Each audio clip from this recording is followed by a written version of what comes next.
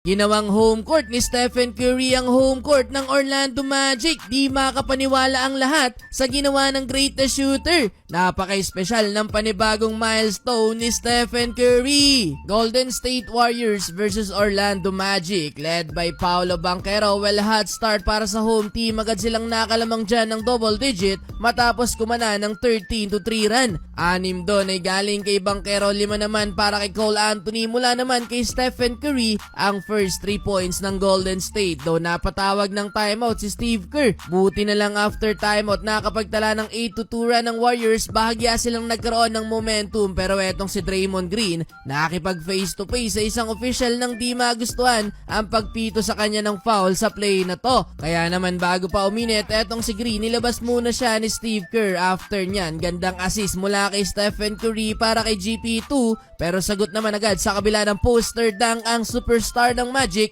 Dinakdakan ng hari ng tugma. Well, nabokya sa opening quarter si Jimmy Butler habang merong 5 points si Stephen Curry. Yun nga lang tinapos ng Magic ang first quarter with another big run, 12-3 run, kaya balik sa double figure ang lamang ng home team. Taas pa ng shooting percent nila mga bro with 83% sa field, 34-23 in favor sa Magic. Second quarter nakuha na ni Jimmy Butler ang kanyang first basket, kaso binawi lang yan ng 6 straight points naman ni Franz Wagner. Kaya maintaining pa din sa double digit ang inahabol ng Warriors, pero kahit naghahabol, nagawa pa ding mag-flex ni Draymond Green after ng end one basket na to. Grabe din yung leadership ni Butler mga bro, kahit nakakawalong games pa lang sa Warriors, napapatungo agad sa kanya si Draymond Green. Yun nga lang, takeover pa din si Paolo Banchero, 2 sunod na tres ang naipasok, kaya napa-timeout dyan ng Warriors. After timeout, sumagot ng isang tres si Steph Curry, pero agad ding binawian ni Banchero sa end one play na to.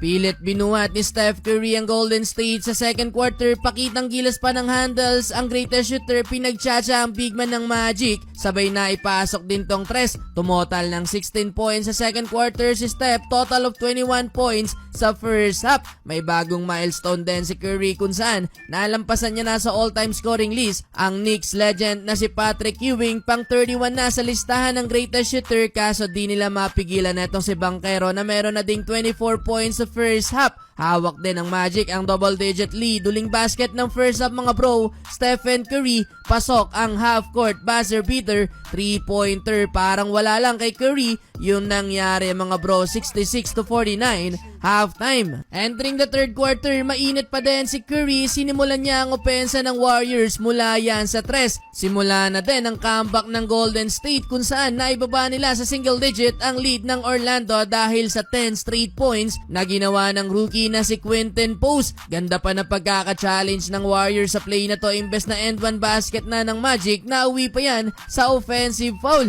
Nakapagtala pa ng tres after niyan si Draymond Green. Tuloy-tuloy ang momentum ng Warriors, sobrang init pa ni Stephen Curry. 3 magkakasunod na tres ang naipasok ng greatest shooter behind the back kontra kay KCP. Sa play naman na to, talagang hinanap ni Buddy Hield tong si Steph na for some reason naiwan ang bukas sa corner.